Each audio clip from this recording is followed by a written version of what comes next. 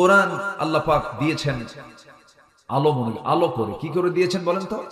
আলো। আলো কোরআনটাকে বলেন তো আলো। কোরআন মানলে আলোকিত হব আমরা। কোরআন হচ্ছে আলো, আর কোরআন মানলে আমরা কি হয়ে যাব? আলোকিত হয়ে যাব। আল্লাহ রাব্বুল আলামিন বলেন,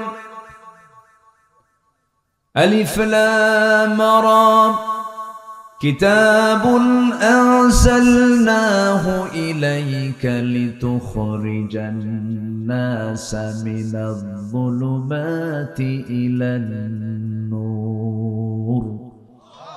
হে রাসূল, আমি আপনার প্রতি যে কিতাবটা নাজিল করেছি, এই কিতাব নাজিলের উদ্দেশ্য হলো আপনি যেন এই কিতাব দিয়ে অন্ধকারে নিমজ্জিত জাতিকে যেন আলোর দিকে নিয়ে আসতে পারেন। জোরে বলি সুবহানাল্লাহ।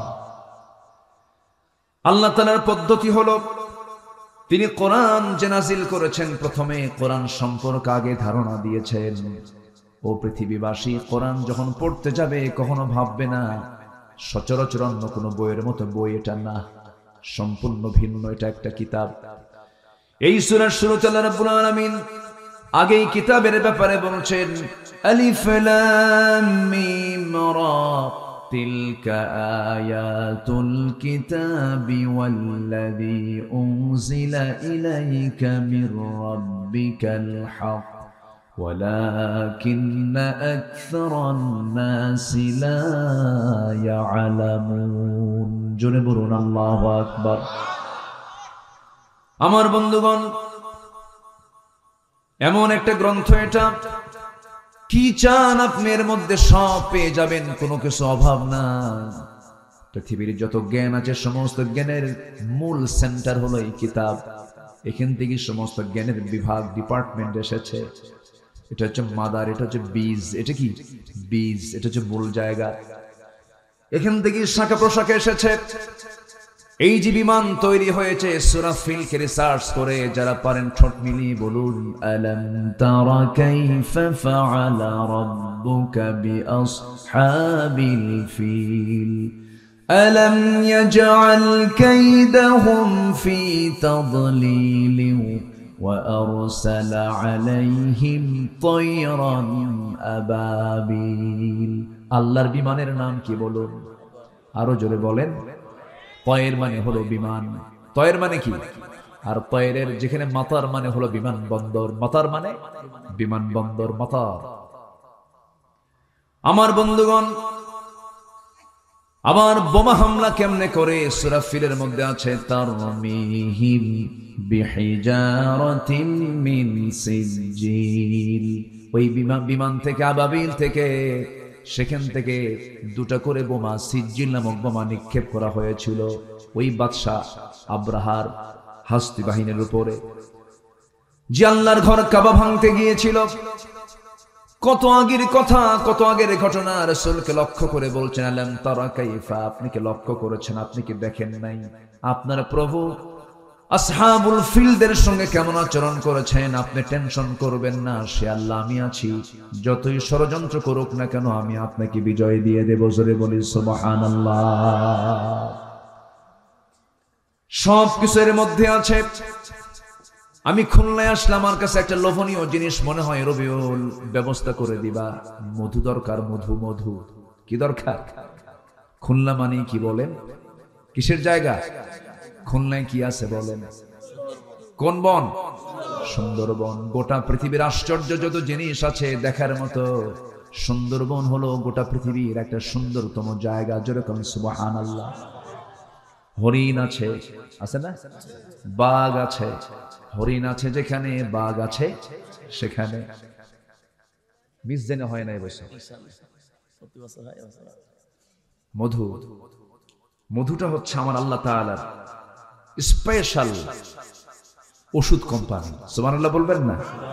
আর এই ওষুধ কোম্পানির ডিপার্টমেন্ট আল্লাহ কোনো মানুষকে দেন নাই, দিয়েছেন হলো একটা ছোট্ট প্রাণী যার মুখে হুল ফুটায়।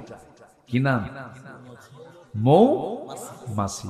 সব মাছি না, কিন্তু কিছু কিছু মাছি পায়খানা তো পড়ে, ওগুলো না।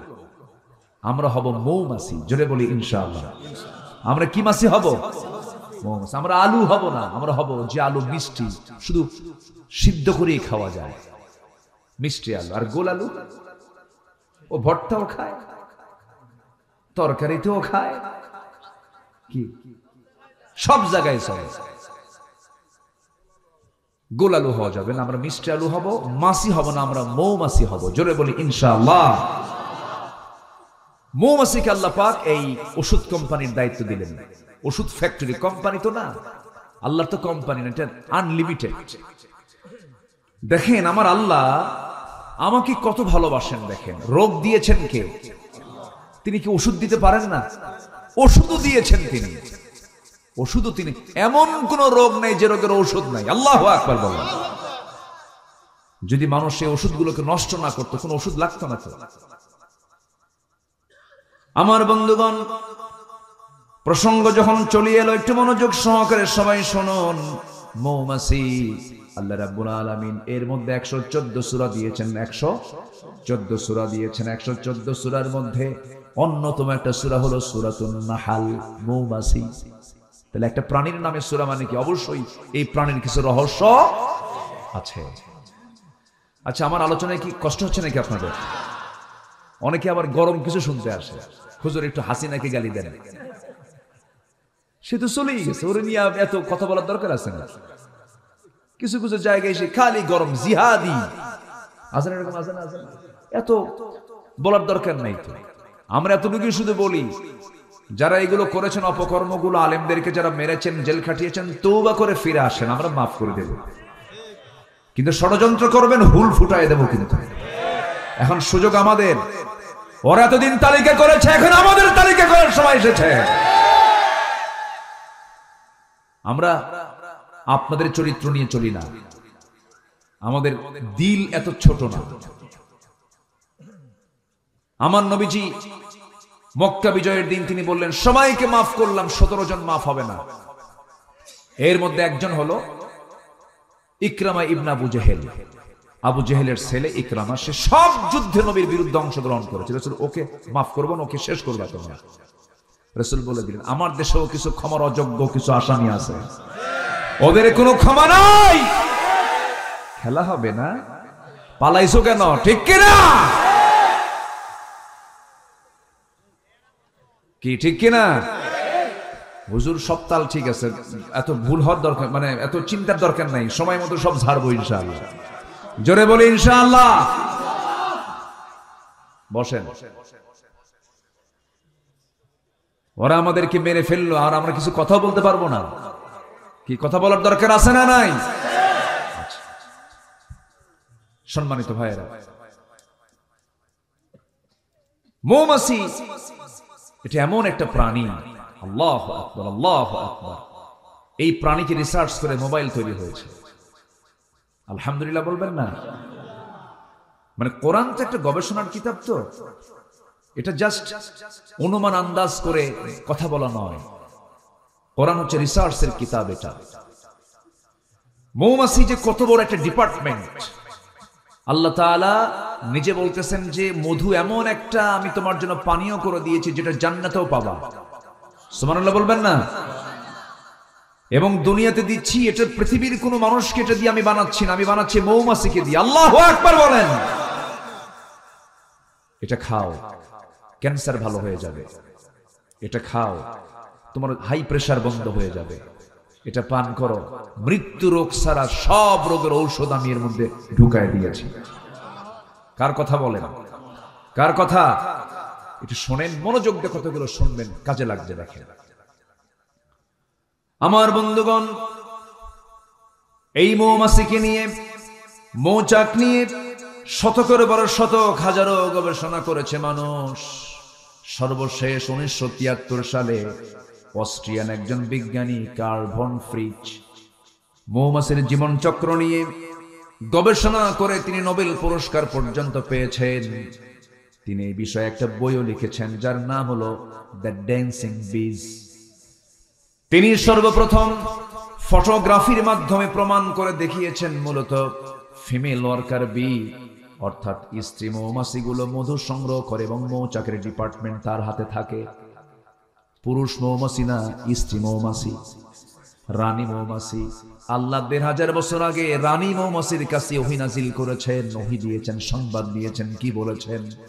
وأوحى ربك إلى النحل أن اتخذي من الجبال بيوتا ومن الشجر ومما يعرشون জোরে বলুন আল্লাহু আকবার।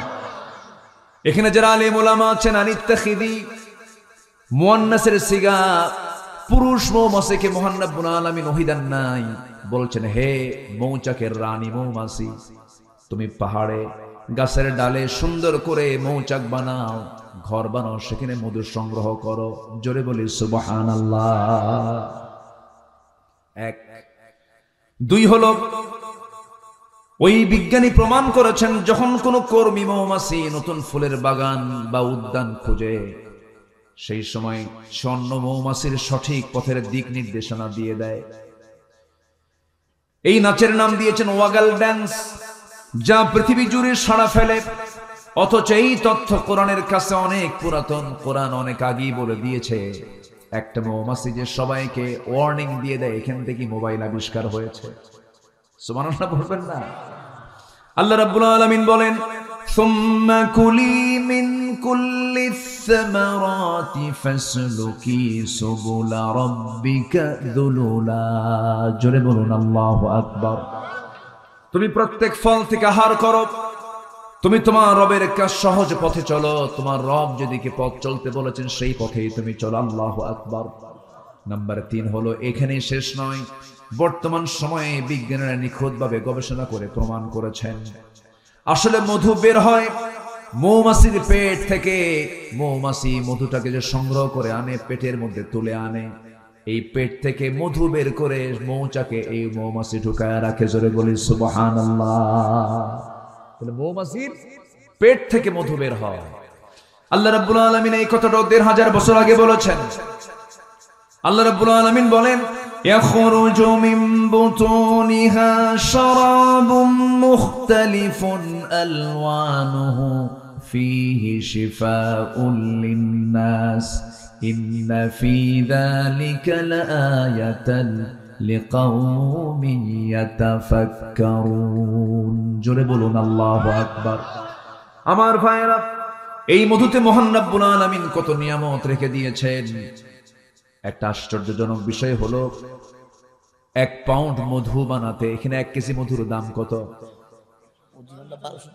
1200 টাকা, 1500 টাকা, 2000 টাকাই ধরেন, ঠিক আছে। কিন্তু 1 পাউন্ড মধু বানাতে 550 মৌমাছিকে প্রায় 20 লাখ ফুলে ভ্রমণ করতে হয়। সেখানে একটা কর্মী মৌমাছিকে 80,000 কিলোমিটার পথ অতিক্রম করতে হয়। অন্য একটা গবেষণার তথ্য মতে জানা যায় প্রায় 14.5 লাখ কিলোমিটার পথ অতিক্রম করলে পরে 1 পাউন্ড মধু সংগ্রহ করা হয়। জোরে বলি সুবহানাল্লাহ। 14 লাখ কিলোমিটার মানে হলো গোটা পৃথিবীকে 3 বার প্রদক্ষিণ করা যাবে। এত ডিস্টেন্স ঘুরে ঘুরে 550টা মৌমাছি 1 পাউন্ড মধু তৈরি করতে পারে। জোরে বলি সুবহানাল্লাহ। মাত্র কত কেজি? 1200। হিসাব তো নাই আমাদের কাছে। আল্লাহু আকবার বলবেন না? যদি এটাকে হিসাবে নেওয়া হয় কোটি কোটি টাকা দাম হওয়ার কথা ছিল। কিন্তু সেই সুন্দরবনের মধু অসুন্দর হয়, অসুন্দর হয়ে যায়। কিন্তু সে অসুন্দর করলো যারা, আমি তো মনে করি তাদের ফাঁসি হওয়া দরকার। কি 14.5 লক্ষ কিলোমিটার সফর করে 1 পাউন্ড মধু মৌমাছি বের করে আনে মানুষের জন্য। আবার ওই মৌচাকের মুখে থাকে হলো পুলিশ মৌমাছি, অ্যাডমিনিস্ট্রেশন চালায় তারা। কোন কর্মী মৌমাছি যখন ভিতরে ঢুকতে নিয়ে, মধু ঢুকাতে নিয়ে যখন তার পায়ের মধ্যে কোনো জার্ম থাকে, ময়লা থাকে, এই পুলিশ মৌমাছির কাজ হলো অস্ত্র নিয়ে তারা দাঁড়ায় থাকে 4-5টা একসঙ্গে। ওই একটাকে ধরে কামড় মেরে মেরে ফেলে দিয়ে বলে, খবরদার, আল্লাহ ওহী নাজিল করেছেন কোন জার্ম এই মৌচাকের মধ্যে ঢুকানো যাবে না। আল্লাহ আছে? আমারে তাকায়, আল্লাহ আমারে দেখেন, আল্লাহ আমারে দেখেন, দেখেন। আমার বন্ধুগণ, আবার এই মৌচাকের ভিতরে পরিমিত তাপমাত্রা থাকতে হবে। স্বাভাবিক তাপমাত্রা থাকলে পরে মৌমাছিগুলো, মধুগুলো ঠিক থাকবে, নচেত নষ্ট হয়ে যাবে। এর একটা মেজারমেন্ট আছে, 35 ডিগ্রি সেলসিয়াস। কত? এখানে আমরা এখন তাপমাত্রা কত দেখো তো মোবাইলে কত, ধরেন এখন আছে হয়তো বা 18 থেকে 20 ডিগ্রি সেলসিয়াস তাপমাত্রা আমরা আছি। এই সময় কোন মৌচাকের ওই মধুগুলো সংরক্ষণ করার জন্য যদি এরকম কম তাপমাত্রা থাকে, সেই সময় ওই মৌমাছিগুলো ব্যস্ত হয়ে পড়ে। কেমন করে ব্যস্ত হয়? যদি কমে যায় 30 ডিগ্রিতে যদি নেমে আসে, তখন মৌমাছিগুলো সবাই একত্রিত হয়ে তাদের ডানাগুলো ঝাঁপিয়ে তাপমাত্রা বৃদ্ধি করে। আবার যদি কখনো তাপমাত্রা বেড়ে যায়, সেই সময় ওই পাখাগুলোকে উল্টা দিকে ডানা ঝাপটায় মৌচাকের তাপমাত্রা ঠান্ডা করে। জোরে বলে সুবহানাল্লাহ। এই সেই রব যিনি এরকম করে প্রত্যেকটা জায়গায় আমার আপনার খেদমতের জন্য সবকিছু নিয়োজিত রেখেছেন। জোরে বলি সুবহানাল্লাহ। বাড়ির গাভীর দিকে তাকায় দেখেন, গাভী কি খায়? ঘাস। গাভী কি খায়? ঘাস। এটাকে প্রসেস করে সাদা দুধ কে বানায় দেন? আসতে বলে কে বানায় দেন? খাইতো হুঁশ পাই না, খাইতো কিন্তু হুঁশ পাই না। আমার বন্ধুগণ, সেই মহান রব্বুল আলামিন বলছেন, বান্দা বিবেকহীন হইস না, আমারে ভুলে যাস না। সবাইকে ভুলে গেলে ও তোর লস হবে না, কিন্তু আমাকে ভুলে গেলে তোর মহা লস হয়ে যাবে। দুনিয়ার কাউকে ভুলে গেলে কোনো যায় আসে না কে বলেছে আমার আপন বাবা, কে বলেছে মা বলেছে আপন, কে বলেছেন ভাই বলেছে আপন, কে বলেছে ভাই আপন, কেউ তো আমার আপন না। সন্তান আমার আপন না, এখন মরে যাব, সব আমার জন্য পর হয়ে যাবে। কিন্তু যিনি কখনো আমার আপন থেকে দূরে যাবেন না, যিনি আমাকে ছেড়ে যাবেন না, যিনি আমাকে ভুলে যাবেন না, যিনি আমাকে কখনো ভুলতে পারেন না, তিনি আমার কে? জোরে বলেন, তিনি আমার কে? কিন্তু আমরা বড় অকৃতজ্ঞ, আমরা আল্লাহকেই ভুলে থাকি সবার আগে। আল্লাহকে ভুলে থাকি বলে ওজনে কম দিই, আল্লাহকে ভুলে থাকি বলি আমরা আইল ঠেলাঠেলি করি, আল্লাহকে ভুলে থাকি বলে আমরা বাজে কথা বলি, আল্লাহকে ভুলে থাকি বলে আমরা বেফাস কথাবার্তা বলি, আমরা আল্লাহকে ভুলে যাই বলি আমরা ওয়াদা ভঙ্গ করি, আল্লাহকে ভুলে যাই বলি আমরা হারাম কাজে নিজেকে জড়িয়ে ফেলি। কিন্তু আমার বন্ধুগণ, কারো চোখ ফাঁকি দিতে পারলেও কিন্তু একজনের চোখ ফাঁকি দেওয়া যায় না, তিনি আমার কে? আল্লাহ রাব্বুল আলামিন বলেন, ও বান্দা তুমি আমাকে ভুলবা কেমনে, আমাকে ফাঁকি দিবা কেমনে? ওয়া ইয়ালামু খাইনাতাল আ'য়ুনি ওয়া মা তুখফিস সুদূর। তোমার চক্ষু কি খেয়ানত করলো? তোমার অন্তরে তুমি কি দানা বেঁধেছো? কি চিন্তা করতেছো? পৃথিবীর কেউ না জানলেও আমার আল্লাহর কুদরত সঙ্গে সঙ্গে তা জেনে যায়। জোরে বলে সুবহানাল্লাহ। অতএব আমরা স্মরণ করব সবচেয়ে বেশি কাকে? আসতে বলবেন না, কাকে? আমার বন্ধুগণ, হয়তো দেখতে একটু সাদা দেখা যায় মানুষকে, কিছু মানুষকে কালো দেখা যায়, কিন্তু চামড়ার নিচে সব ভিন্ন রকম না একরকম।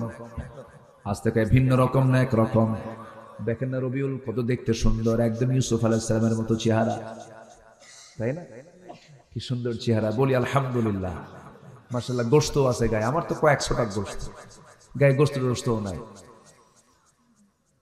কিন্তু আমরা যা দেখি বাইরে একটু সুন্দর দেখা যায়, সুন্দর চামড়া, কিন্তু আল্লাহ রাব্বুল আলামিন সব সমান করে দিয়েছেন। চেহারা বাহ্যিক ভাবে এরকম হয়তো একটু কম বেশি করেছেন, কিন্তু আল্লাহর সৃষ্টি সবই সুন্দর। আমার এক বন্ধু খুব সুন্দর চেহারা ছিল, তার বউটা কালো। শুনেছি বউটা নাকি তার কালো। বললাম, বন্ধু এত সুন্দর চেহারা তুমি লোক, তোমার বউটা নাকি কালো। বন্ধু তুমি বুঝবে না, আমার চোখে দারুণ সুন্দর। আলহামদুলিল্লাহ বলবেন না? আমার চোখে দারুণ সুন্দর। আমি সৌদি আরবে বছর 10 আগে মদিনা মসজিদ নববীর সামনে, রাসূলের রওজার সামনে আমি হাঁটতেছি একা একা, নবীর কবর দেখছি আর হাঁটতেছি। রাসূল আমার আলো আশা, রাসূল আমার ভালোবাসা, রাসূল আমার প্রেম বিরহের মূল আলোচনা, রাসূল আমার কাজে কর্মে অনুপ্রেরণা। রাসূলকে স্বপ্নে দেখবেন ভাই? দেখতে রাজি আছেন? সবাই কি দেখতে রাজি আছেন? অবশ্যই দেখবেন, অবশ্যই দেখবেন। একটু ভাবতে হবে, একটু কি করতে হবে? ভাবতে হবে। ভাবলেই দেখা যায়, ভাবলেই দেখা যায়, দুরূদ পড়লেই দেখা যায়। তো আমি হাঁটতেছি, রাসূলের রওজার আশপাশ দিয়ে হাঁটতেছি, হঠাৎ করে সামনে একটা লোক ধরা পড়লো, নাইজেরিয়ান একজন নিগ্রো কালো কুসকুসে মানুষ, অনেকগুলো মানুষই সেখানে। তা আমি লম্বায় প্রায় 71 ইঞ্চি আমি লম্বা, মানে 5 ফুট 11 ইঞ্চি আমার ওজন, মানে হাইট। তো আমি নিজেই ভাবি আমি মনে হয় বেশি লম্বা মানুষ, 6 ফিট মানুষ প্রায় তো কমই পাওয়া যায়। এদিকে আমার হাইটও 71 ইঞ্চি, আবার ওজনও 71 কেজি। তা আমি ওনার দিকে তাকায় দেখি আমার চাইতে মনে হলো সে ফুট 1.5 বড় হবে, 7.5 ফিট উঁচা লম্বা। আমি তার কোমরের কাছে পড়ে আছি, আমি এরকম করে চাই আছি। এত কালো, তাও চকচকা কালো। কি কালো বলেন তো? চকচকা কালো একদম, মানে দাঁত ছাড়া কিছু দেখা যাচ্ছে না, শুধু একটাই সেখানে শুধু সাদা দেখা যায়, সেটা কি? দাঁত। একদম কালো, ঘন কালো। মাথার চুলও কালো, চুলের সাথে চামড়া মিলে গেছে। সে চুলগুলো আবার খাড়া খাড়া শক্ত, গুনার মতো। গুনা বোঝেন তো? গুনার মতো শক্ত। তো আমি তাকে দেখি, আমি বললাম মিনাইনা জিতা ইয়া আখি, আমার ভাই আপনি কোন জায়গা থেকে আসছেন, আপনার বিলাদ দেশ কোথায়? বলল আফ্রিকা, নাইজেরিয়া। তো বললাম যে ভালো আছেন তো? হ্যাঁ ভালো। তো আমি আমার দিকে বারবার চেয়ে আছে, আমি কি যেন বলবো তাকে, সে আমার দিকে চেয়ে আছে। তো আমি তাকে বললাম যে এই যে সুন্দর সুন্দর মিশরি, ইরান, ইরাক, আরব, এরা এত সুন্দর, আমেরিকার মানুষ, তারপরে পশ্চিমের মানুষ, ইউরোপের মানুষ, এত সুন্দর সাদা চামড়া, এত সুন্দর দেখতে, এগুলোর চেহারার দিকে যখন আপনি তাকান তখন কি আপনার খারাপ লাগে না? তখন সে আমার দিকে তাকায়া একটা মুচকি হাসি মেরে, সে তো সবার চাইতে উঁচা, তো 7.5 ফিট উঁচা প্রায়, নখ এরকম মোটা নখ, এই শাল আঙ্গুলিটা এত মোটা, আমার কবজি এত মোটা না, এরকম মোটা নখ নিয়ে উঁচা করে বলতেছে এগুলো কোনো চেহারা হলো? চেহারা তো আমার। কি কথা কি বুঝতেছেন আপনারা?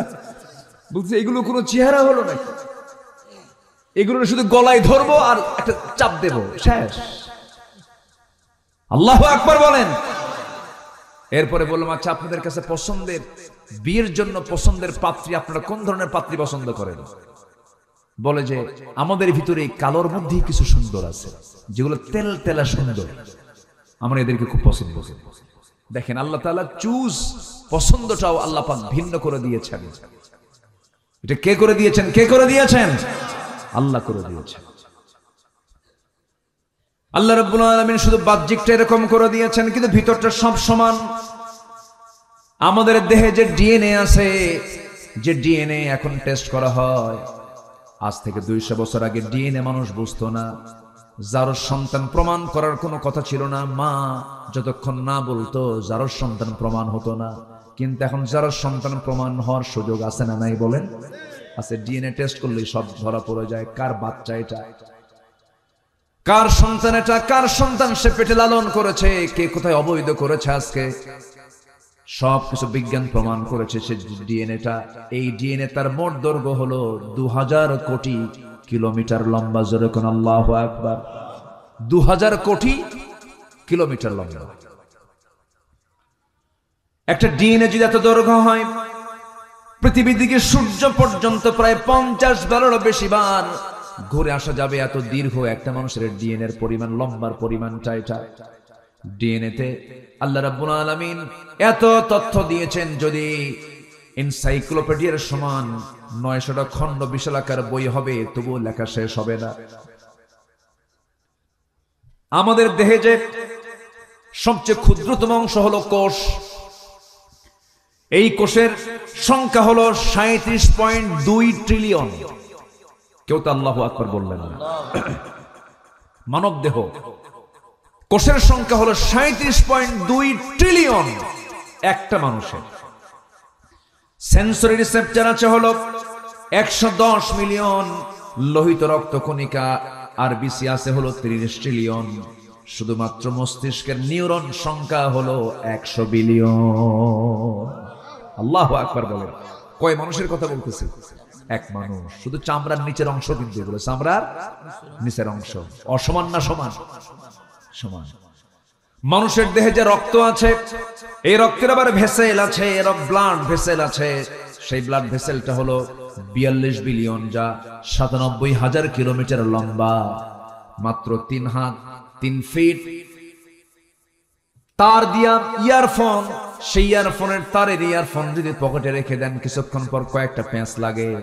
অথচ আল্লাহ রাব্বুল আলামিন একটা দেহের মধ্যে 97,000 কিলোমিটার লম্বা ব্লাড ভেসেল রেখে দিয়েছেন, কোনদিন সেই ভেসেলের মধ্যে কোনো প্যাঁচ লাগলো না। জোরে বলি সুবহানাল্লাহ।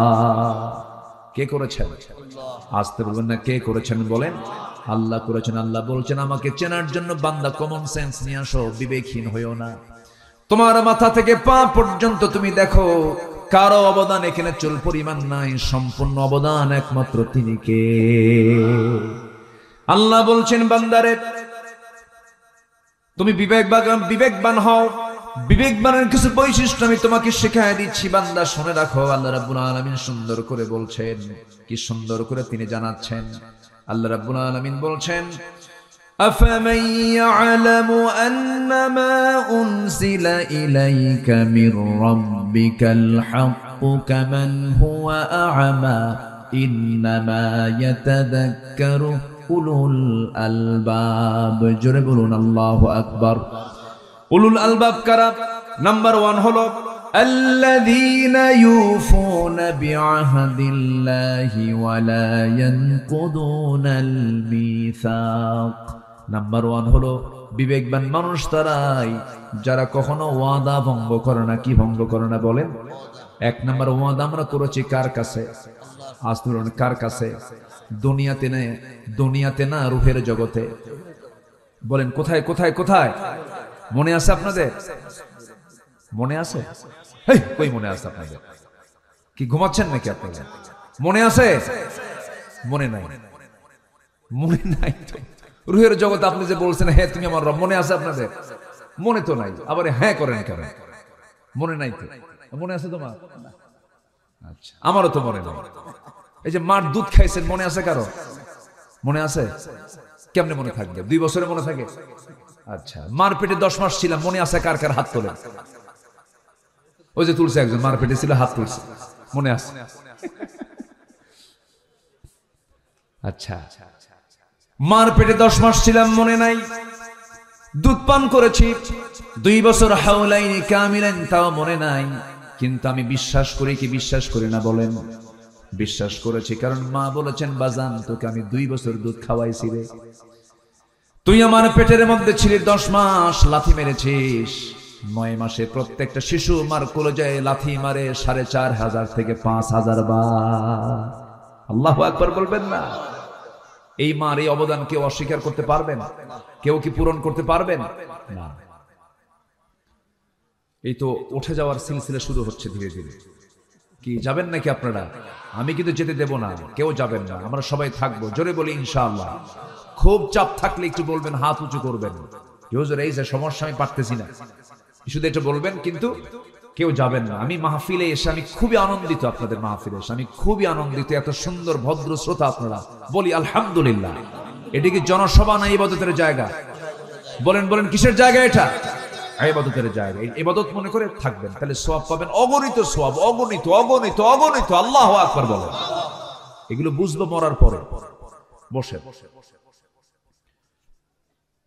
আমার বন্ধুগণ, সেই মার পেটের ভিতরে আমি ছিলাম, লাথি মেরেছি, মার পেটে গিয়ে মার কলেজায় গিয়ে আঘাত লেগেছে। আল্লাহ পাক বলেন প্রত্যেকটা মাকে আমি আল্লাহ মুজাহিদের সমান সব তার আমলনামায় লিখে দেই। আল্লাহ সব ক্ষেত্রে উদার।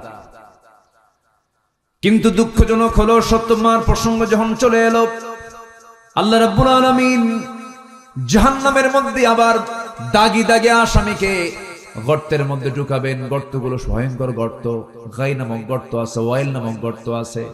তার মধ্যে একটা শ্রেণী হলো যারা দুনিয়ার জিন্দেগিতে বাপ মাকে যারা ভাত দেয় না, বাপ মার সঙ্গে যারা ভালো আচরণ করে না, বাপ মাকে যারা সময় দেয় না, বাপ মাকে যারা খেদমত করে না, যারা বাপ মার মনে হৃদয়ে কষ্ট দেয়, আল্লাহ বলছেন আমি আল্লাহ তাদেরকে জাহান্নাম শুধু নয় জাহান্নামের গর্তের মধ্যে ঢুকাবো। এমন লোক বুঝি জিনায় দাহে নাই? যাবেন না এই সময়। এই সময় উঠলি ভাববো ওর বাপ মাকে দেখতে পারি না। বসেন। কি বাপ মাকে দেখতে, আচ্ছা বলেন তো মা বড় না বউ বড়? ভালো করে চিন্তা করে কবেন, বইয়ের দিকে আগে মনে করবেন, এরপরে কবেন। ভালো করে বলেন, মা বড় না বউ বড়? মাহফিলে মা বড়, বাড়িতে বউ বড়। হ্যাঁ, আমার বন্ধুগণ, লেগেছে গন্ডগোল, হয়তো ভুল বোঝাবুঝি হয়েছে প্রায়, কিন্তু প্রত্যেকটা সংসার আমার দেশে দেখা যায় শাশুড়ির সঙ্গে ছেলে বউয়ের যুদ্ধ লাগে। লাগে না? লাগে না?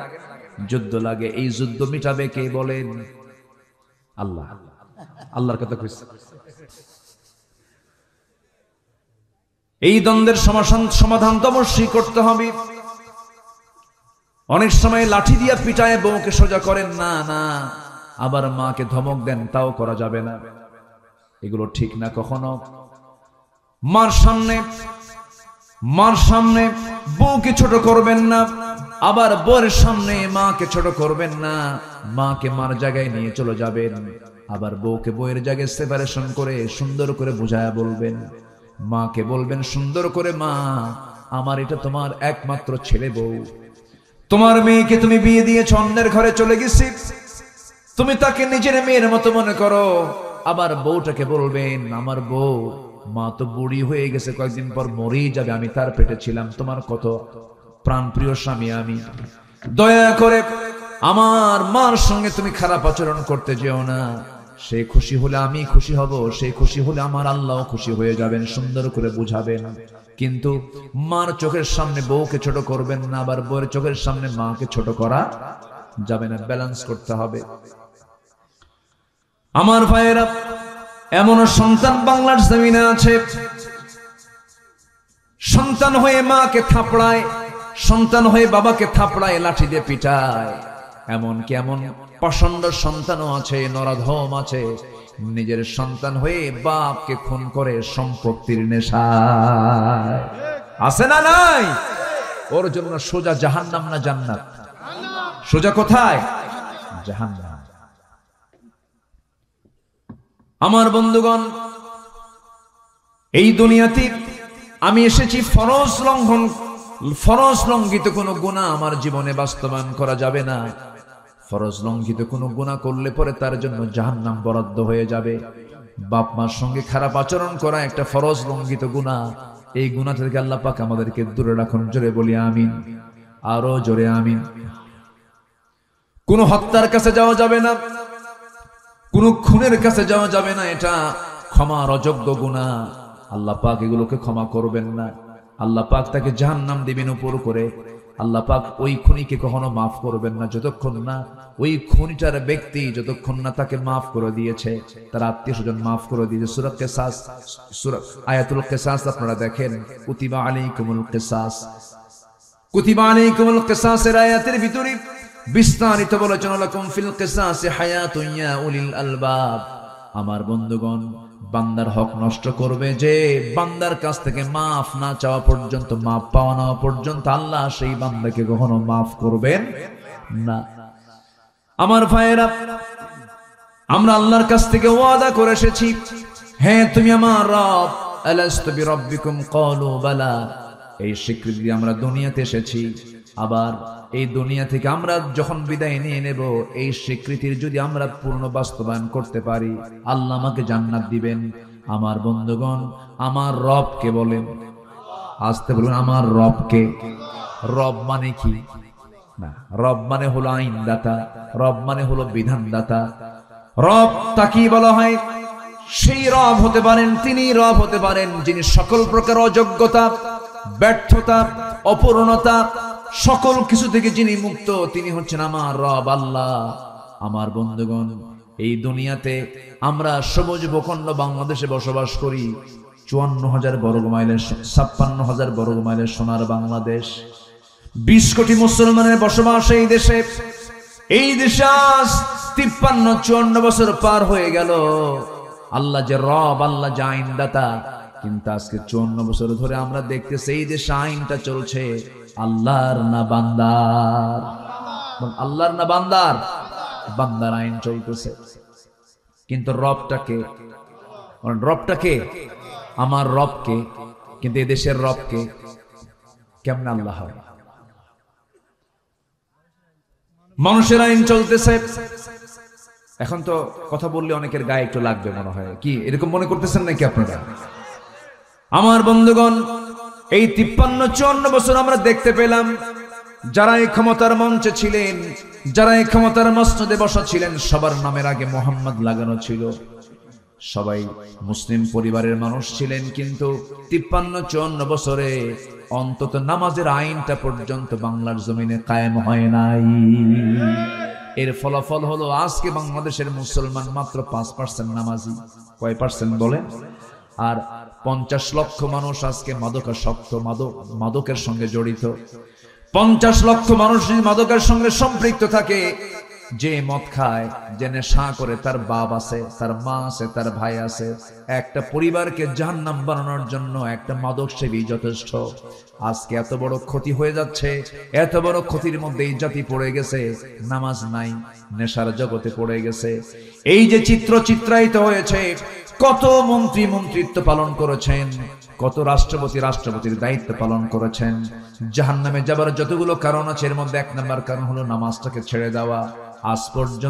আজ পর্যন্ত জাতিকে এই নামাজ 5 ওয়াক্ত পড়াতে পারে নাই। সব তো দেখা শেষ করলাম, সব দেখা শেষ করেছে, আমরা আর দেখতে চাই না।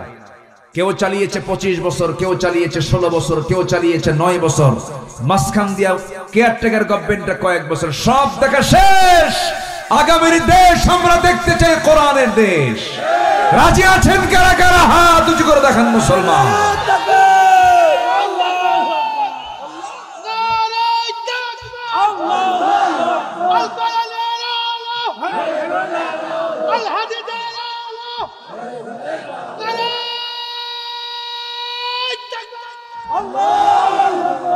আল্লাহ কবুল করুন। জোরে বলি আমিন। একটু পিছনে বসেন। হ্যাঁ, জোরে বলি আল্লাহুম্মা আমিন। তাহলে আগে সবার আগে আমরা কার ওয়াদা পূরণ করব? আসতে বলবেন না, কার ওয়াদা পূরণ করব? আল্লাহ বলেছেন, তুমি কি, আমি কি তোমার রব নই? আলাস্তু বিরাব্বিকুম, আমি বলেছি ক্বালু বালা, হ্যাঁ তুমি আমার রব। কিন্তু আজান শুনলে মসজিদে যাই না কেন? কি কথা কি বুঝতেছেন? সবাই কি নামাজ পড়তে রাজি আছেন? সবাই কি নামাজ পড়তে রাজি আছেন? কয় ওয়াক্ত নামাজ? কয় ওয়াক্ত নামাজ? এটা হাত তুলে দেখানো যাবে কি? জোরে বলি ইয়া আল্লাহ, আরো জোরে ইয়া আল্লাহ। আমাদেরকে 5 ওয়াক্ত সালাত আদায় করার তৌফিক তুমি আল্লাহ দিয়া দাও। জোরে বলি আমিন, আরো জোরে আমিন। হাত নামান। বউ যদি নামাজ না পড়ে কি করবেন? বউ যদি নামাজ না পড়ে কি করবেন? দাওয়াত দিও কাম হয় না, তাও পড়ে না, কি করবেন? আরেকজন কয় মার্ডার করবে, মার্ডার। এ তো লক্ষণ খুব খারাপ দেখতেছে। মাহফিলে মা বোন আছে না নাই? আছে।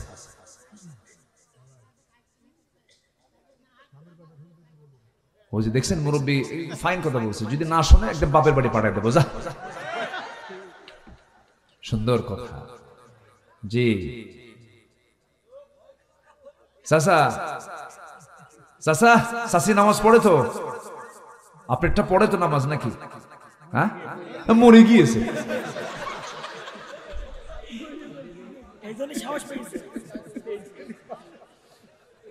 বউকে মারা কি এত সহজ? বউকে মারা সহজ না। যারা কইছে মারতে হবে, মার্ডার করতে হবে, ওরা বিয়ে করেনি। বউ মারা এত সহজ না। বউ মারতে যাবেন আপনি? বউ তো বিশাল, ও তো মানে বউ তো একটা দারোগা। রাস্তায় চলছেন বউকে সাথে নিয়ে, যদি আপনার নজর যদি কোনো মহিলার দিকে যায় আর ও যদি টের পায় একবার আপনি চেয়েছিলেন কয়েক সেকেন্ড, জাহান্নাম শুরু হবে, জাহান্নাম। সারাদিন কিছু কমে না। সন্ধ্যার সময় যখন ডাক দিবেন, সুইটি ঝর্ণা এক গ্লাস পানি আনতো, থাও তোমার সুইটি। কি তুমি চায়া থাকো আরেক দিকে, তুমি আমারে ডাকো না, আগে নজর ঠিক করো। কি ঠিক আছে কিনা বলেন? হ্যাঁ, বউ মারা এত সহজ না। বউ তো মারার বিষয় না, বউ হচ্ছে আদরের বিষয়।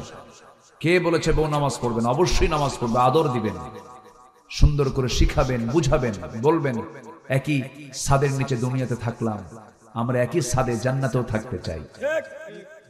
সুন্দর করে বুঝাবেন, একটু কাঁদবেন, একটু নামাজে দাঁড়াবেন, কবরের কথা মনে করে দিবেন। আমার নবীজির প্রথম দাওয়াত ছিল আম্মা জান খাদিজার কাছে। জোরে বলি সুবহানাল্লাহ। প্রথম দাওয়াত দেব আমরা কোথায় বলেন? বাড়িতে, স্ত্রীর কাছে আগে দাওয়াত দেব। কে বলেছে বউ শুনবে না কথা?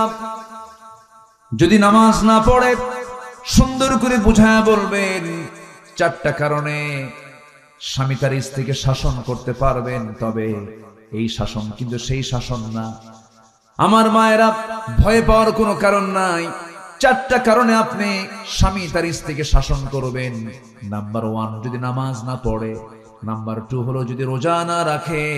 নাম্বার 3 হলো স্বামীর বৈধানুগত্য যদি না করে।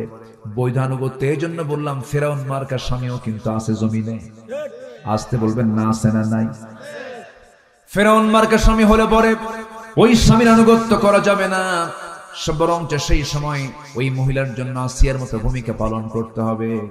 আসিয়া স্বামীর মহাব্বতে নয়, আল্লাহর মহাব্বতে জীবন দিয়েছেন। স্বামীর অবৈধ আনুগত্যের কাছে তিনি কখনো মাথা নত করেন নাই। দুনিয়া থেকে বিদায় নিয়েছেন। আমার মায়েরা শোনেন কথাগুলো। অনেক মা বোনাদেরকে বলবো, আপনার মডেল হবেন আসিয়া, আপনার মডেল হবেন মারিয়াম, আপনার মডেল হবেন খাদিজা, আপনার মডেল হবেন আম্মা জান আয়েশা সিদ্দিকা রাদিয়াল্লাহু তাআলা আনহা। এদেরকে ফলো করবেন, এদের আদর্শকে লালন করবেন, ফাতিমার আদর্শকে লালন করবেন। ফাতিমা দুনিয়া থেকে বিদায় নেবেন, স্বামীকে ডাক দিয়ে বলবেন, স্বামী আমার দুনিয়া থেকে বিদায় নেব, মনে হয় আমার জানাজা যেন দিনের বেলা না দিয়া রাতের বেলা যেন জানাজা দেওয়া হয়। দিনের বেলা জানাজা দিলে পরে লক্ষ লক্ষ মানুষের সমাগম হয়ে যাবে, আমার পর্দার খেলাফ হয়ে যাবে। আমি চাই না আমার মৃত্যুর পর আমার লাশ সবার সামনে রাখা হোক। আমি কতটুকু লম্বা, কতটুকু মোটা চিকন, এটা মানুষ অনুমান করবে, আমার পর্দার খেলাফ হয়ে যাবে। রাতের বেলা কয়েকজনকে ডাক দিয়ে আমার জানাজার কাফন দাফন করে দিবেন। ফাতিমা দুনিয়া থেকে বিদায় নিলেন আমার নবীর ইন্তেকালের মাত্র 6 মাস পরে। অল্প বয়সে তিনি দুনিয়া থেকে বিদায় নিয়েছেন। এর মূল কারণ ছিল শিবে আবু তালেবের না খায়া খায়া পেটের নাড়িগুলো শুকে গিয়েছিল, দুরারোগ্য রোগে আক্রান্ত হয়ে পড়েছিলেন। ফাতিমা যখন দুনিয়া থেকে বিদায় নিলেন, আবু যার গিফারি একজন পাগল সাহাবী, নবীর প্রেমের পাগল সাহাবী, নবীর পরিবারের পাগল সাহাবী। আবু যার গিফারি রাতের বেলা স্বপ্নের মধ্যে দেখতে পেলেন নবীজি তাকে বলছেন, আবু যার, আমার কলিজার টুকরা ফাতিমা নাই, ফাতিমার জন্য সুন্দর করে তার কবরের ব্যবস্থা করো, জানাজার আয়োজন করো। রাতের বেলা কেউ জানে না। আবু যার গিফারি রাদিয়াল্লাহু তাআলা আনহু আলী রাদিয়াল্লাহু আনহুর বাড়িতে এসে দরজায় কড়া নেড়ে বলছেন, ভাই আলী দরজা খোলো, তুমি আমাকে সংবাদ দাও নাই, কিন্তু রাসূল আমাকে সংবাদ দিয়ে জানিয়ে দিয়েছেন ফাতিমার দুনিয়াতে নাই। রাসূল জানিয়ে দিয়েছেন আমি যাচ্ছি কবর খনন করতে, তুমি সব আয়োজন সম্পন্ন করো। কবর খনন করতে গেছেন বেশি জন না, কয়েকজনকে জানানো হয়েছে রাতের বেলায় কাফন দাফন হয়ে যাবে। জানাজা পড়াচ্ছেন সাইয়েদনা আলী, স্বামী তারা জানাজা পড়াচ্ছেন। ওইদিকে কবর খনন করতে গেছেন আবু যার গিফারি, কবরকে লক্ষ্য করে বলছেন, কবর রে, আজকে তোর মধ্যে আমি যাকে রাখতেছি কলিজার টুকরা হাসান হোসেনের মা, বিশ্বনবীর কলিজার টুকরা ফাতিমা, খাতুনে জান্নাত ফাতিমা, কবরদার কবর তুই এই ব্যক্তিটার সঙ্গে, এই নারীর সঙ্গে কখনো অসম্মানজনক আচরণ করবি না। আবেগ আপ্লুত হয়ে কথাগুলো বলছিলেন। সিরাজ গ্রন্থে আসছে এই জাতীয় কথা যখন তিনি বলতেছিলেন, উনি ভাবতেই পারেন না কবর থেকে কোন আওয়াজ আসবে। এই কথা বলে তিনি কাঁপতে কাঁপতে তিনি কবর থেকে উঠতেছেন, ভিতর থেকে একটা আওয়াজ আসলো, আবু যার রে, তুমি এতক্ষণ ধরে যে সমস্ত কথাগুলো বললে এই সমস্ত কথাগুলো কবরে চলবে না, এখানে লাগবে হচ্ছে আমল। কি লাগবে বলেন? আমল লাগবে। আমল যদি ভালো হয়, আমল যদি ভালো হয়, আমল যদি নেক হয়, কোনো সমস্যা নাই, কবর সে শান্তির জান্নাতের ফ্লেভার পেয়ে যাবে। আর আমল যদি খারাপ হয়, পৃথিবীর এক প্রান্তের মাঠে অপর প্রান্তে চলে যাবে, অপর প্রান্তের মাঠে অপর প্রান্তে চলে গিয়ে রক্ত হাড় মাংসগুলোকে সব মাটির সঙ্গে একাকার করে দেওয়া হবে। এই জায়গায় আমল ছাড়া কোনো কিছু চলে না। আল্লাহু আকবার। আবু যার গিফারি ওই যে তিনি ওই কবর থেকে উঠে দাঁড়িয়ে ওই যে সংসারে বিরাগী হয়ে পড়েছিলেন, জীবনের সংসার জীবনে ফিরতে পারেন নাই, তিনি আল্লাহর জিকির করতে করতে দুনিয়া থেকে বিদায় নিয়ে চলে গেছেন।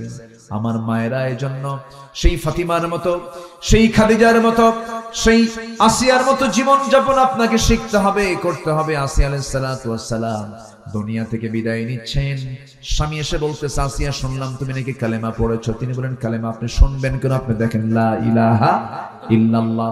সঙ্গে সঙ্গে আসিয়ার উপরে বিশাল বড় পরীক্ষার পাথর জমা হয়ে গেল। বলতেছে, আসিয়া তুমি কি জানো এই রাষ্ট্রের রাষ্ট্রপতি আমি, তুমি আমার বিরুদ্ধে ভেটো দেওয়া মানে তোমার জীবনকে শেষ করে দেওয়া।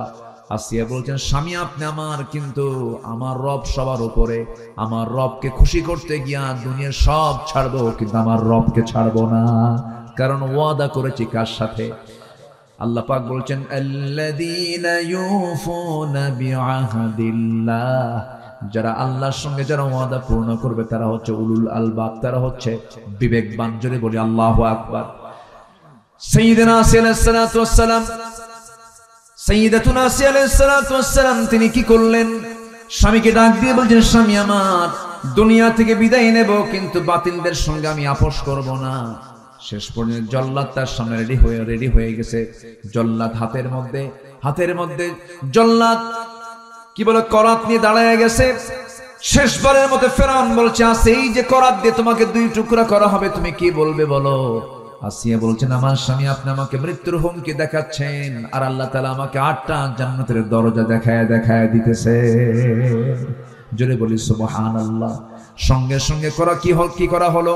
করাত দিয়ে জল্লাদকে সামনে বসায় দেওয়া হলো। এবার করাত তার কপালে ঠেকিয়ে দেওয়া হলো। আসিয়া আলাইহিস সালাতু ওয়াস সালাম কোনো কিছু কি পরোয়া করলেন না, কারণ কার সঙ্গে ওয়াদা করেছেন, কার সঙ্গে ওয়াদা হয়ে গেছে। সঙ্গে সঙ্গে তিনি বলছেন, ও আল্লাহ, মৃত্যুর দুয়ারে আমি দাঁড়িয়েছি, আল্লাহ আমার মৃত্যু হয়ে যাবে মনে হয়। সেই সময় তিনি একটা হৃদয় উজাড় করানোর দোয়া করেছিলেন। সেই দোয়াটা আল্লাহ রাব্বুল আলামিন খুব সুন্দর করে কবুল করে, তিনি হচ্ছেন তাওরাত কিতাবের অনুসারী, তার নবী ছিলেন মূসা আলাইহিস সালাতু ওয়াস সালাম, অথচ সে আসিয়ার দোয়াটা আল্লাহ রাব্বুল আলামিন চয়েস করে শ্রেষ্ঠ কিতাব কোরআনে কারীমের মধ্যে সূরা তাহরিমে কোট করে দিয়েছেন। জোরে বলি সুবহানাল্লাহ। তিনি সেই সময় দোয়া করেছিলেন, মৃত্যুর পূর্বে আবেগ জড়িত কণ্ঠে, আবেগ মাখা কণ্ঠে তিনি একটা দোয়া করেছেন। সেই দোয়াটা হলো, রব্বি বিনিলি ইনদাকা বাইতান ফিল জান্নাতি ওয়া নাজ্জিনি মিন ফিরআউনা ওয়া আমালিহি। আল্লাহ তুমি আমার জন্য বানায় দিবা বুয়ুতুন, অনেক ঘর, বাইতুন এক ঘর, তুমি আমাকে একটা ঘর শুধু বানায় দিবা, জান্নাতে বেশি ঘর চাই না। সে একটা ঘর অবশ্যই হওয়া উচিত ইনদাকা, তোমার কাছে, অর্থাৎ তোমার ঘরের দেওয়ালের সাথেই সেই ঘরটা তুমি আল্লাহ আমারে বানাইয়া দিবা। তাহলে বলেন, তাদের ওয়াদা কি তারা ভঙ্গ করেছেন নাকি? আর আমরা সামান্য 1 প্যাকেট বিড়ির প্যাকেট পেলে পরে আমাদের ঈমান বেঁচে খাই, ঠিক কি না? অথচ জান্নাত তিনি পাওয়ার জন্য দুনিয়াকে তিনি তুচ্ছ করে, স্বামীকে মাইনাস করে, সংসার জীবনকে মাইনাস করে তিনি আল্লাহর সান্নিধ্যে চলে গেলেন। বাতিল শক্তির কাছে মাথা নত করলেন না। এটাই হচ্ছে আল্লাহর সঙ্গে ওয়াদা পূর্ণ করা। নাম্বার 2 হলো সাধারণ যে অঙ্গীকারগুলো আছে, সে অঙ্গীকার যারা নষ্ট করবে তারা আল্লাহর বিবেকহীন বান্দা হয়ে যাবে। বিবেকবান বান্দা কখনো ওয়াদা ভঙ্গ করতে পারে না।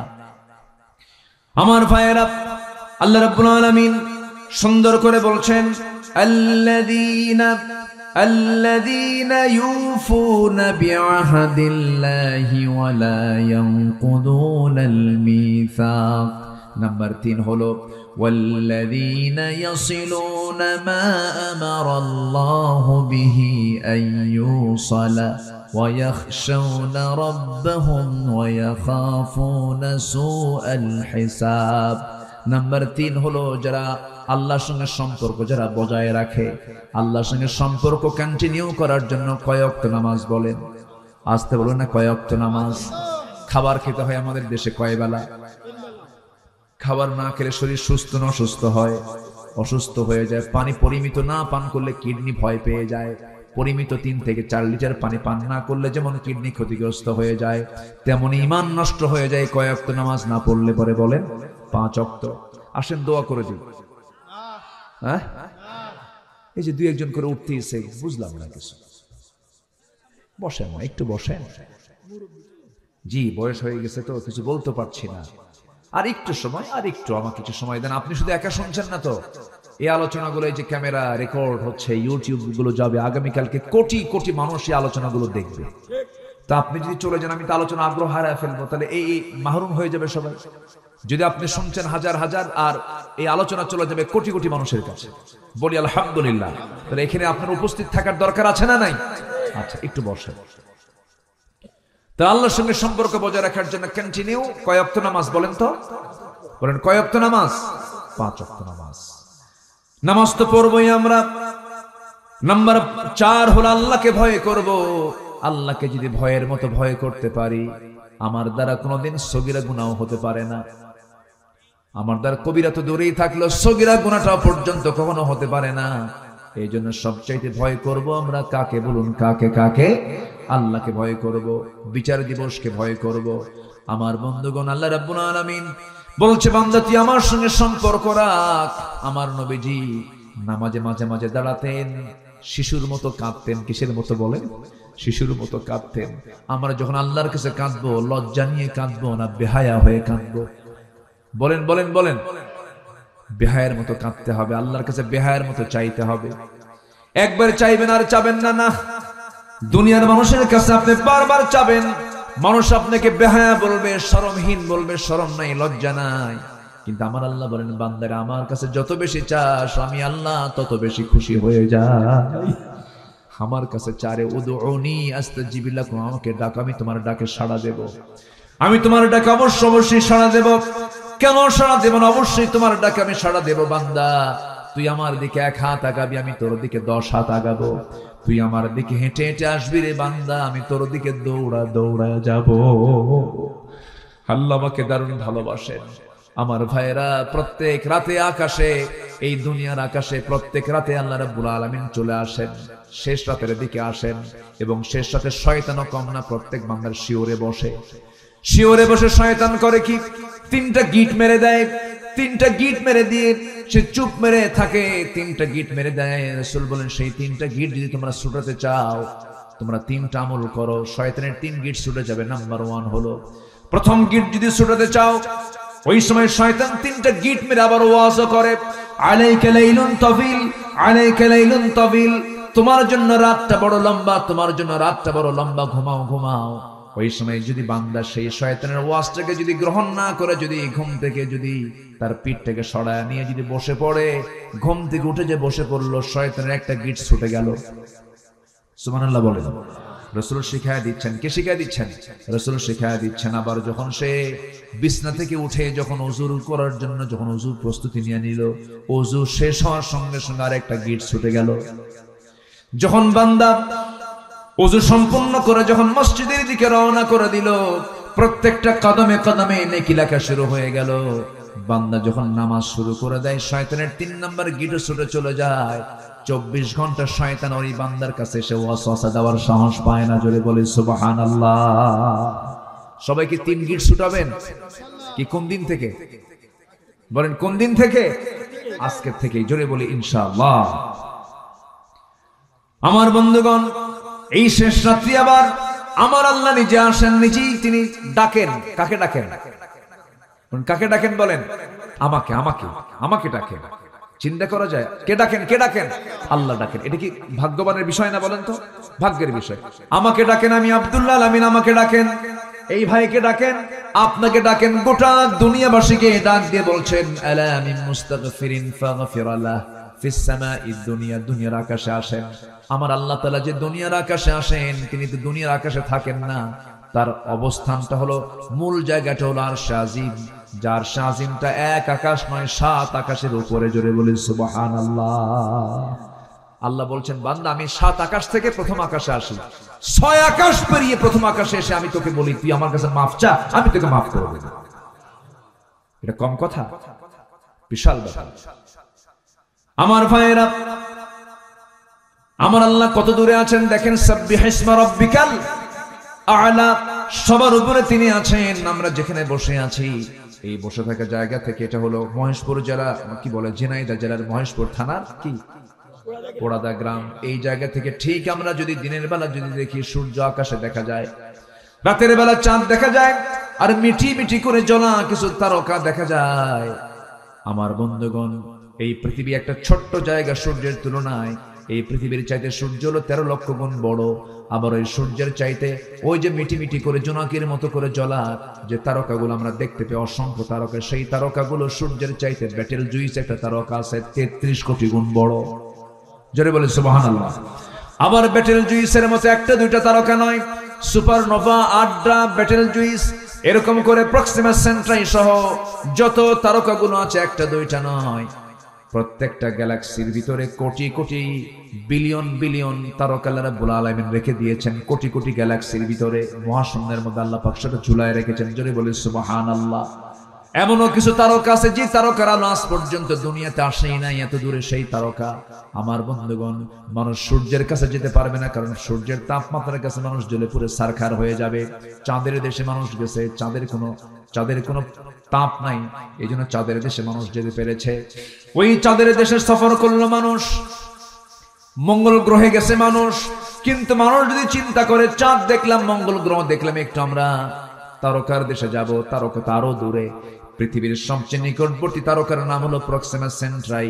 প্রক্সিমা সেন্ট্রাই যদি কেউ যেতে চায়, দুনিয়ার কোনো যানবাহনে চড়ে যেতে পারবে না, তবে চেষ্টা করলে করতে পারে নভোযান দিয়া। পৃথিবীর সবচেয়ে লেটেস্ট নভোযান হলো অ্যাপোলো 11, যার ঘন্টার গতি হলো 39,000 কিলোমিটার। 39,000 কিলোমিটার মানুষ বানাইছে এই সমস্ত নভোযানগুলো। ওই নভোযানে যদি চড়ে যদি রওনা দিয়ে দেয়, ওই প্রক্সিমা সেন্ট্রাই নামক পৃথিবীর সবচেয়ে নিকটবর্তী তারকার দেশে তারা যেতে সময় লাগবে ঘন্টা 39,000 কিলোমিটার বেগে। সময় লেগে যাবে 1,15,000 বছর মাত্র। যাবেন কারা কারা? হাত তোলেন। কি কথা কি বুঝতেছেন আপনারা? আমি আজকে মনে হয় একটু আপনাদের কষ্ট দিচ্ছি বেশি না? আমি খুব ডিপ আলোচনায় আজকে চলে গেছি। আমি আজকে সায়েন্স নিয়ে, বিজ্ঞান নিয়ে কথা বলতেছি। কি আপনারা কি কষ্ট পাচ্ছেন নাকি আপনারা? তাহলে বলেন তো, আমি বাঁচবো কয়দিন? 60 থেকে 70, 80 বছর। আর 39,000 কিলোমিটার বেগে ওই তারকার দেশ, পৃথিবীর সবচেয়ে নিকটবর্তী তারকার দেশে যেতে সময় লাগতেছে 1,14,000 বছর। আল্লাহু আকবার বলেন। 1,14,000 বছর যদি সময় লেগে যায় এই ছোট্ট এই পৃথিবীর সবচেয়ে নিকটবর্তী তারকার দেশে, আপনি আসমান পাবেন কোন দিন? আল্লাহ বলতেছে, বান্দা আমি দুনিয়ার আকাশে এসে আমি তোকে মাফ করার জন্য দাঁড়ায় থাকি। আল্লাহু আকবার বলেন। এবং আল্লাহ নিজে বলছেন, আল্লাহ বলছেন, বান্দা তুই যদি তোর দিলটা যদি 5 ওয়াক্ত নামাজের জন্য যদি মসজিদে ঝুলায় রাখিস, আমি তোকে আমার আরশে আসিমের ছায়ায় তোকে জায়গা দিয়ে দেব। কোন যানবাহনে যাবেন? দুনিয়ার কোন যানবাহনে যাওয়া সম্ভব? আমাকে সুন্দর করে ফ্লাইটে চড়ে আরশে আসিমের ছায়ায় জায়গা করে দিবেন, তিনি আমার কে? আরো জোরে বলেন, তিনি আমার কে? নামাজকে ছাড়বো না ধরবো? নামাজকে ছাড়বো না ধরবো? আপনার গ্রামকে আপনি মানসিকতায় নিয়ে আসেন। আপনার গ্রামে কারা নামাজ পড়ে না তাদেরকে তালিকা করবেন। কারা পর্দায় থাকে না, কোন ঘর থেকে? যুবকরা তোমরা মাথায় নাও, তোমাদের হাতে আগামীর বাংলাদেশ, ঠিক কিনা? তোমরা মাত্র 35 মিনিট সময় দিয়ে ভাঙ্গা হেলিকপ্টারে দিল্লি পাঠায় দিছো, ঠিক কিনা? আগামীর বাংলাদেশ তোমরাই গড়বে। তোমরা সিদ্ধান্ত নাও, তোমার গ্রামের কোন মহিলা বোরকা ছাড়া বের হয়? ওই গ্রামের ওই বাড়ির মুরব্বীকে বলো, এই গ্রামে বসবাস করতে হলে বোরকা ছাড়া বের হওয়া যাবে না। তা'মুরুনা বিল মা'রুফ ওয়া তানহাউনা আনিল মুনকার। এরপরে তোমার গ্রামের মাতব্বর যদি নামাজ না পড়ে, বলবা আপনি নামাজ ধরেন, মাতব্বরি টিকে রাখেন। একবার, দুবার, তিনবার বলার পরও যদি সে নামাজ না পড়ে বিড়ি খায়, এরকম যদি মাতব্বর হয়, চরিত্রহীন হয়, একদম ধমক দিয়ে বলবে আপনার মাতব্বরি ছুটা দিলাম, বেনামাজির কোনো মাতব্বরি চলবে না আমাদের গ্রামে, ঠিক কিনা? বাস এরকম করে সতর্ক হও। 64,000 গ্রামকে তোমরা ঠিক করে ফেলো। আগামীর বাংলাদেশ কোরআনের বাংলাদেশ হয়ে যাবে ইনশাআল্লাহ। আল্লাহ কবুল করেন, জোরে বলি আমিন। কষ্ট পাচ্ছেন মনে হয়? বিবেকবান কারা? 9টা বৈশিষ্ট্য আছে যার ভিতরে। কয়টা বৈশিষ্ট্য বলেন? আমি কেবল 4টা বলেছি, আরো 5টা আছে। নুরু, ওয়াজ কি শেষ না শুরু?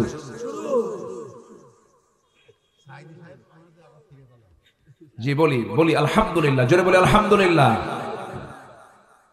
আমার ভাইরা, আল্লাহ রাব্বুল আলামিন এবার বলছেন, والذين يصلون ما أمر الله به أن يوصل ويخشون ربهم ويخافون سوء الحساب। জোরে বলুন আল্লাহু আকবার।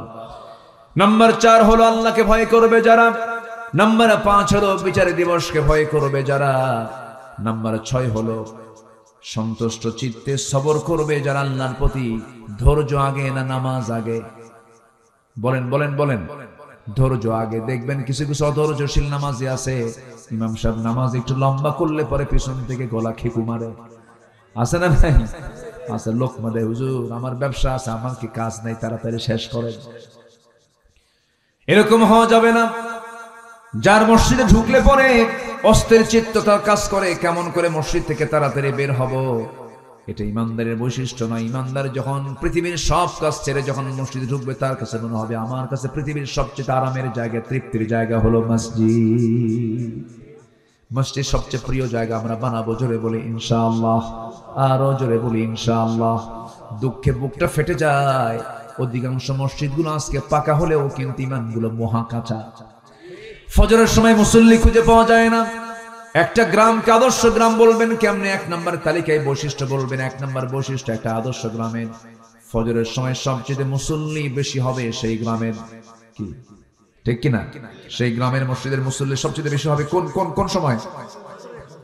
ফজরে। কারণ ফজরের সবাই কোথায় থাকে? বাড়ি থাকে। বাড়ি থেকে সে মসজিদে চলে আসবে। জোহরে কাম থাকে, অফিসে থাকে, বিভিন্ন জায়গায় যায়। জোহরের মুসল্লি কাউন্টেবল নয়, আসরের মুসল্লি কাউন্টেবল নয়। এই জন্য রাসূল বলেছেন, যে ব্যক্তি ফজর নামাজ এবং এশার নামাজ বা জামাতে পড়বে, আল্লাহ রাব্বুল আলামিন গোটা রাত কিয়ামুল লাইলের সমান সওয়াব তার আমলনামায় দিয়ে দিবে। বাড়ি থেকে নামাজ পড়বা না, জামাতে পড়বা না, দেখো আমি কি অফার দিয়ে দিলাম। আল্লাহু আকবার বলেন। গোটা রাত নামাজের সওয়াব পাবো আমরা কখন? বলেন ফজর এবং এশার নামাজ কোথায় গিয়ে? জামাতে গিয়ে নামাজ পড়বো। জোরে বলি ইনশাআল্লাহ। জামাতে নামাজ পড়তে হবে। জামাতে নামাজ পড়ার জন্য রাসূল তাকিদ দিয়েছেন। আমার নবীজির কাছে এক অন্ধ সাহাবী এসে বলছে, হুজুর আমি অন্ধ মানুষ, চোখে দেখি না, আমি কি জামাতে নামাজ পড়বো নাকি? রাসূল বললেন, তুমি কি একা একা যেতে পারো নাকি? হ্যাঁ যেতে পারি। রাসূল বলেন, তবু তুমি জামাত ছাড়বে না, তবু জামাতে নামাজ পড়বা। জোরে বলেন সুবহানাল্লাহ। আমার বন্ধুগণ, সবর থাকতে হবে, ধৈর্য থাকতে হবে। ধৈর্য আবার 3 প্রকার। আস-সাবরু আলাত তাআহ, আস-সাবরু আনিল মাসিয়া, আস-সাবরু আলাল ইকদার। এই 3টার সমন্বয় হলো ধৈর্য। ধৈর্য আছে যার ইমানটা টিকবে তার। কিছু কিছু লোক আছে এত ধৈর্যহীন, বউয়ের সঙ্গে গন্ডগোল হলে পরে তালাকের কথা মুখে আনে। আসে না নাই বলেন? কিছু হইলেই তালাক, কিছু হইলেই তালাক। সেদিন এক মহিলা আমারে ফোন দিয়ে বলে, হুজুর আমার স্বামী তো সকাল সন্ধ্যা তালাক দেয়, আমি কি আসি না নাই? কি কথা কি বুঝতেছেন? আমারে কয়, হুজুর আমার স্বামী সকালে তালাক দেয়, বিকেলও তালাক দেয়, আমি কি আসি না নাই? এরকম কিছু বেকুব আছে না নাই বলেন তো? কিছু হইলেই তালাক মারে।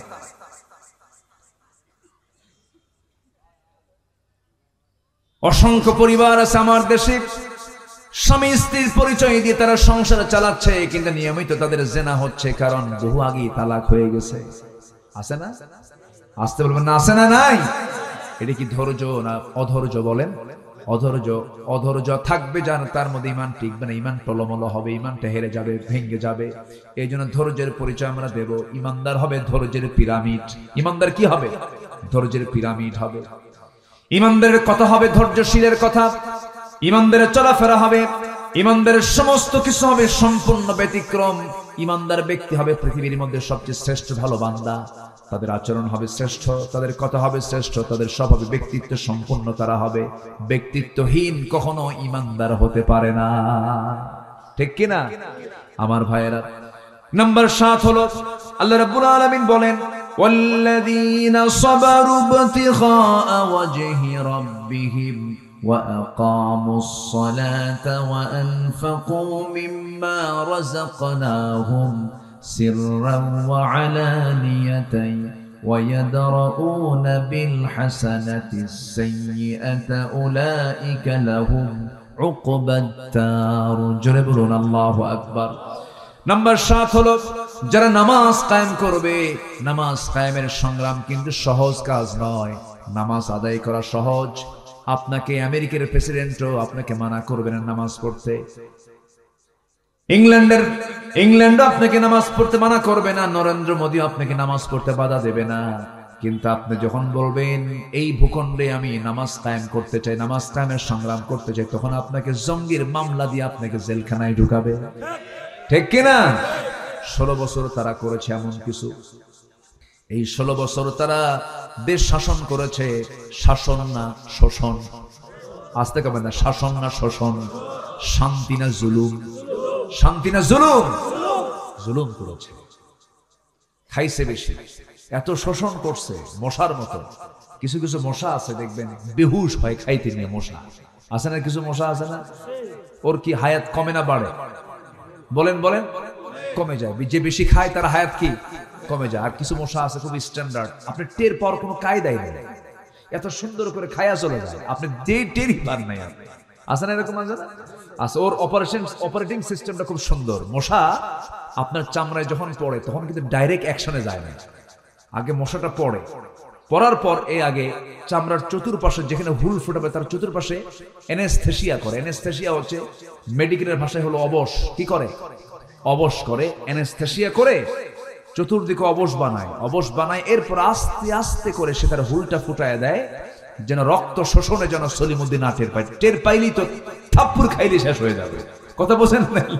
করে কি আস্তে করে হুলটা ফুটায় দেয়, আগে অবশ করে, হুল ফুটায় দিয়ে পরিমিত যদি খায় ভালো। আবার কিছু কিছু মশা আছে ছ্যাঁচড়া, এমন খাওয়া খায় ওর গায়ের ওজনের ডাবল ওজন হয়ে যায়, আর উঠতেই পারে না। মানে ওই যে পাখা যে আছে, পাখার ধারণ ক্ষমতার বাইরে ওজন হয়ে গেছে, তখন আর পারে না, তখন ওখানে শীত হয়ে পড়ে। তো এই যে 16 বছর যারা ছিল, এরা বেশি খাওয়া রক্ত মশার মতো, ঠিক কিনা বলেন? খাইছে কম না খাইছে বেশি? খাইছে বেশি, মরছেও তাড়াতাড়ি, শেষ,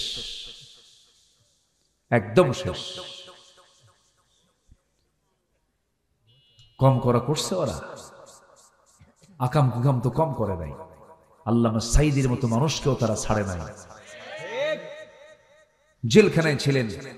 আমরা তাও সান্ত্বনা নিয়েছিলাম যে উনি একদিন বের হবেন, এই বাগানে এসে কথা বলবেন। একটা আশা ছিল, একটা আশার সঞ্চার করেছিলাম আমরা। সব ফিরে আসলো, কিন্তু উনি আর ফিরলেন না। জেলখানা থেকে চিকিৎসার নাম করে একটা নাটক তৈরি করে দিল্লির প্রেসক্রিপশনে হসপিটালে ভর্তি করায়া তাকে পরিকল্পিতভাবে বিষ প্রয়োগ করে তাকে হত্যা করা হয়েছে। এই হত্যার বদলা আমাদের নিতে হবে।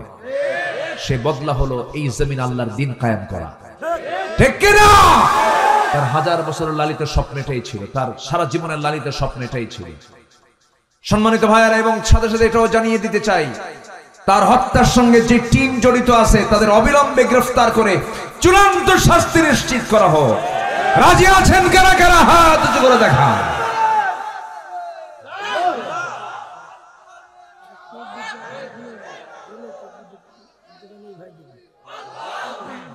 আল্লাহ কবুল করেন, জোরে বলে আমিন, আরো জোরে আমিন, আরো জোরে আমিন।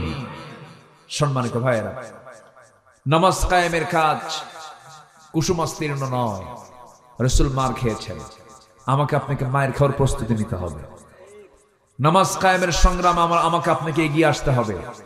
16 বছর কত মানুষ বৈধ স্ত্রীর কাছে যেতে পারেন নাই, ঠিক কিনা বলেন? স্ত্রী হক আদায় করতে ওরা বাধা দিয়েছে, সন্তানের চেহারা দেখে নাই। এই বিডিআর গুলো 16 বছর জেল খেটেছে, সন্তান স্ত্রীর গর্ভে রেখে জেলখানায় ঢুকেছে। 16 বছর পর 16টি একটা মেয়েকে সে কাছে পেয়েছে। এই যে জুলুম গুলো করা হয়েছে, এই জুলুমের ফলাফল হচ্ছে তাদের এই প্রায়শ্চিত্ত। আসতে বলবেন না, জোরে বলুন, ঠিক কিনা? এত দাপট মাহফিল আসলেই ডানে বামে সব বসে যেত, কিরামুন কাতিবিন, কথা বলতে দিত না, মাইক টেনে ছিটত। প্যারেড ময়দান 18 বছর বন্ধ রেখেছিল, সিলেট আলিয়া মাদ্রাসা কয়েক যুগ বন্ধ রেখেছিল, আমান ট্রাস্ট বন্ধ রেখেছিল, হাজার হাজার মাহফিল 144 জারি করেছিল। যারা কোরআনকে অচল করতে চেয়েছিল, আল্লাহ তাদেরকে অচল বানায় দিয়েছেন। ইতিহাস থেকে শিক্ষা নাও। আল্লাহ তুমি তাদেরকে শিক্ষা নিয়ে তওবা করে ফিরে আসুক, আমরা দোয়া করি। আল্লাহ কবুল করুন, জোরে বলে আমিন, আরো জোরে আমিন। সম্মানিত ভাইয়েরা, 9টা বিষয় শেষ করতে পারেনি, এদিকে ভাবতেছে আপনাদের কষ্ট হচ্ছে কিনা জানি না। আচ্ছা, নাম্বার 8 হলো দান করতে হবে গোপনে এবং প্রকাশ্যে। আল্লাহ বলছেন তুমি যদি দান করো, মা তুনফিকু বিয়ামিনি, বাম হাত জানে নাই ডান হাত কি দিয়েছে, এরকম গোপন দান তুমি যদি করতে পারো, আমি আল্লাহ আরশ আজিমের ছায়ায় তোমাকে মেহমান বানাবো। জোরে বলে সুবহানাল্লাহ। আমরা আল্লাহকে পেতে চাই না? আল্লাহকে চাই কিনা বলেন? আল্লাহ আমাকে চান, আমরা আল্লাহকেও চাই। আল্লাহ যেন এই দুই চাওয়া যেন আল্লাহ পাক এক করে দেবে। জোরে বলি আমিন, আরো জোরে আমিন। নাম্বার 9 হলো ভালো কাজের দ্বারা মন্দ কাজকে প্রতিহত করা। কি ভালো কাজের দ্বারা মন্দ কাজকে প্রতিহত করা। যদি আপনার জীবনে কোনো মন্দ কাজ হয়ে যায়, একটা ভালো কাজ করে বলবেন আল্লাহ ওই মন্দ কাজটা করছিলাম, এই ভালো কাজ করে তুমি আমাকে উত্তম জাযা তুমি আল্লাহ দিয়ে দাও। আল্লাহু আকবার বলো। এইভাবে আমরা চলবো, পরিবারকে দ্বীনের উপরে চালাবো।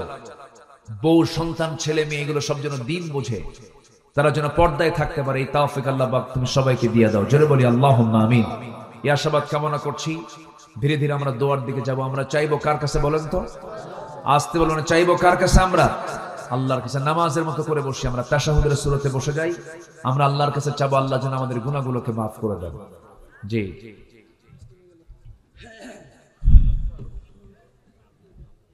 সবাই বলে সুবহানাকাল্লাহু ওয়া বিহামদিকা আশহাদু আল্লা ইলাহা ইল্লা আনতা আস্তাগফিরুকা ওয়া আতুবু ইলাইকা।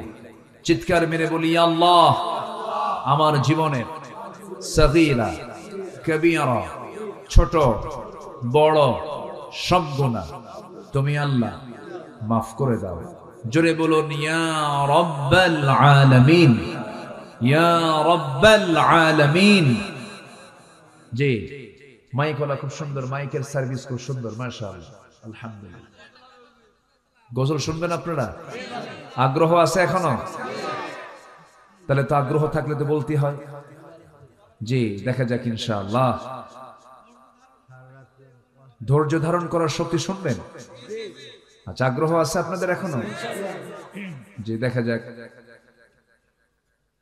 ধৈর্য ধারণ করার শক্তি দাও গো মেহেরবান আমায়, দাও গো মেহেরবান। কি ধৈর্য ধরার দরকার আছে না? একটু বসেন বসেন। ধৈর্য ধারণ করার শক্তি দাও গো মেহেরবান আমায়, দাও গো মেহেরবান।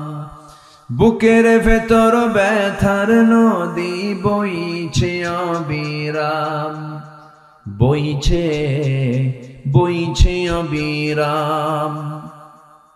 আধার আমার আলো দিয়ে কানাই কানাই দাও ভরিয়ে, আধার আমার আলো দিয়ে কানাই কানাই দাও ভরিয়ে। অন্তর জোড়ে দাও গো প্রভু, অন্তর জোড়ে দাও গো প্রভু। ভোরের পাখির গান, বুকের ভেতর ব্যথার নদী বইছে অবিরাম, বইছে বইছে অবিরাম। ফাগুন কেড়ে নেয়া চতর আষাঢ় করে দাও, গাছ গাছালির শীতল ছায়ায় জীবন ভরে দাও আমার, জীবন ভরে দাও। আমার ধুধু মরুর দেশে দাও গো জোয়ার ভাটার শেষে, আমার ধুধু মরুর দেশে দাও গো জোয়ার ভাটার শেষে। পারাবারের বাউরি বাতাস, পারাবারের বাউরি বাতাস আমায় করো দান। বুকের ভেতর ব্যথার নদী বইছে অবিরাম, বইছে বইছে অবিরাম। ধৈর্য ধারণ করার শক্তি দাও গো মেহেরবান আমায়, দাও গো মেহেরবান।